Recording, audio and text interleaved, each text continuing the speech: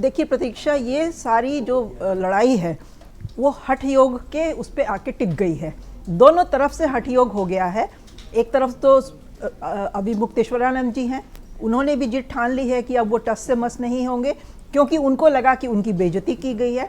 और बेइज्जती तो हमने जैसे वीडियोस देखे हैं वाकई में की गई थी।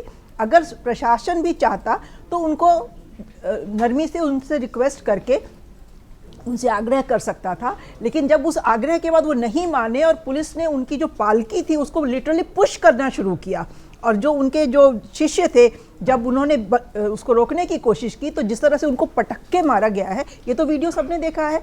उसको देखने के बाद शंकराचार्य अभी मुक्तेश्वरानंद भी अड़ गए, और जब वो अड़ गए तो उधर तो योगी जी ने तो ठान ही रखा था। योगी जी भी अपने योग हट पे कायम है, अभी मुक्तेश्वरानंद भी अपने योग हट पे कायम है। अब उसका परिणाम क्या होगा? बीच बचाव करने की जरूर कोशिश की होगी केशव प्रसाद मौर्य ने, वो अशोक सिंघल की परंपरा को कायम रखते हुए, लेकिन उसने उससे ज़्यादा कहीं है, क्योंकि ये सारा जो मामला है ये बीजेपी के लिए एक किरकिरी सी बन के सामने खड़ा हो गया है। विपक्ष ने उसको हाथों हाथ ले लिया है। विपक्ष में कांग्रेस भी शामिल है, समाजवादी पार्टी भी शामिल है, और विपक्ष के लिए ये एक बहुत बड़ा एक टूल की तरह साबित हो रहा है, क्योंकि इससे कम से कम जो शंकराचार्य की जो पदवी होती है उससे लोगों की भावनाएं जुड़ी होती हैं। बाकी किसी आप कथावाचक को, कोई संत हो, कोई साधु हो, कोई महाराज जी हो, कोई अपने आप को जगत गुरु कह दे, लोग शायद इतना इमोशनली उससे कनेक्टेड नहीं रहते हैं। लेकिन हिंदू, जो आम हिंदू है, शंकराचार्य से अपने आप को एसोसिएट करता है, क्योंकि शंकराचार्य बनने की पद्धति जो होती है ना, वो बिल्कुल रूटेड इन सनातन है, और आदि शंकराचार्य के ही द्वारा जो स्थापित पद्धति है वो आज भी फॉलो की जाती है। उसमें अगर जो एग्जिस्टिंग शंकराचार्य हैं वो उसको सहमति देते हैं, तो इनको 2 शंकराचार्य ने सहमति दी थी अपनी, 2 ने दी थी, बाद में तीसरे उनके साथ आ गए। पुरी वाले ने कुछ बोला नहीं था, पुरी वाले ने कुछ बोला नहीं था, लेकिन स्वरूपानंद सरस्वती और श्रृंगेरी के शंकराचार्य, उनका नाम मैं बोली, उन दोनों ने सहमति दी थी बाकायदा, और काशी विद्वत परिषद उसको सहमति देता है। उसमें हमारे जो अखाड़े हैं, 13-14 अखाड़े हैं टोटल हमारे यहाँ इस देश में, वो अखाड़े सहमति देते हैं। तो उन सबकी सहमति के बाद जो अभी मुक्तेश्वरानंद जी को ज्योतिर्पीठ का शंकराचार्य घोषित किया गया था। ये बात अलग है कि उसमें फिर विवाद आ गया और वो मामला सुप्रीम कोर्ट पहुंच गया, और सुप्रीम कोर्ट ने उसमें पट्टाभिषेक पे रोक लगा दी। ये नहीं कहा कि आप शंकराचार्य की उपाधि नहीं यूज कर सकते हैं।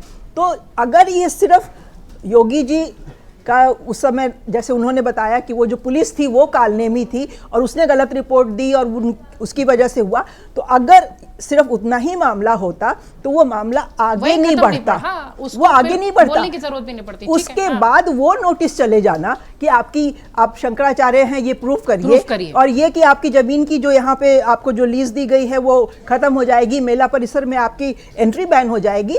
इस मतलब एक्सटेंट तक बात नहीं खराब हुई होती अगर सिर्फ उतना मसला होता तो ये है, आपस की लड़ाई है।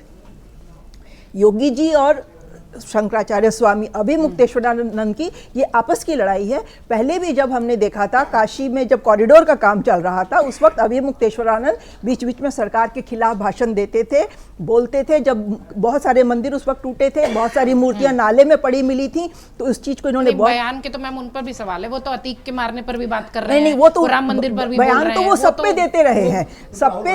राहुल गांधी को तो उन्होंने यही कह दिया था कि इनको किसी हिंदू मंदिर में एंट्री नहीं दी जानी चाहिए क्योंकि वो हिंदू है ही नहीं। तो बयान वो देते रहे हैं, लेकिन उनको जो मिल रहा है, उनके जो स्वामी, उनके जो गुरु थे स्वरूपानंद सरस्वती, उनकी लिगेसी की वजह से भी इनको इस तरह का ट्रीटमेंट मिल रहा है। क्योंकि Swaroopanand Saraswati out and out Congress के सपोर्ट में खड़े दिखाई देते थे, और बहुत सारी तस्वीरें हमने देखी हैं जहां सोनिया गांधी उनके सामने उनके चरणों में बैठी हुई हैं और वो आशीर्वाद दे रहे हैं। तो मुझे लगता है, अच्छा, चूंकि स्वरूपानंद सरस्वती तो द्वारकापीठ के शंकराचार्य थे, ये द्वारकापीठ के नहीं है, लेकिन जहाँ के भी हैं, लेकिन शिष्य ये उन्हीं के थे, शिष्य उन्हीं के, ये शिष्य ये उन्हीं के हैं। और उसी चीज का मुझे लग रहा है कि आज योगी जी पूरा अपनी भड़ास निकाल रहे हैं इनको ये करके। दूसरा, जो शिष्यों को मारने पीटने वाली जो घटना हुई है, मुझे लगता है कि ये टोटली कंप्लीटली अनअवॉइडेबल था, मतलब अवॉइडेबल था। इसको इतना तूल देना ही नहीं चाहिए था। वो छोटे छोटे बच्चे हैं जिनको कि हमने देखा कि उनकी चोटी पकड़ के पटक के पुलिस वाले मार रहे हैं। तो ये चीज़ें क्या योगी जी को नहीं दिखाई दी? भले ही उनके कालनेमियों ने उनको कोई भी रिपोर्ट दी, अगर योगी जी को वो विजुअल्स देख के ही कोई डिसीजन लेना था तो उनकी अपनी बुद्धि कहाँ चली गई थी?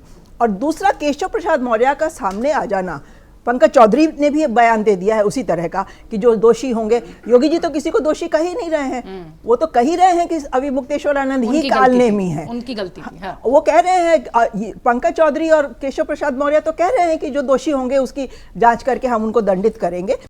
अगर आप ये वीडियो YouTube पर देख रहे हैं तो हमारे चैनल को सब्सक्राइब कर बेल आइकन दबाएं और Facebook पर देख रहे हैं तो हमारे पेज को लाइक करें।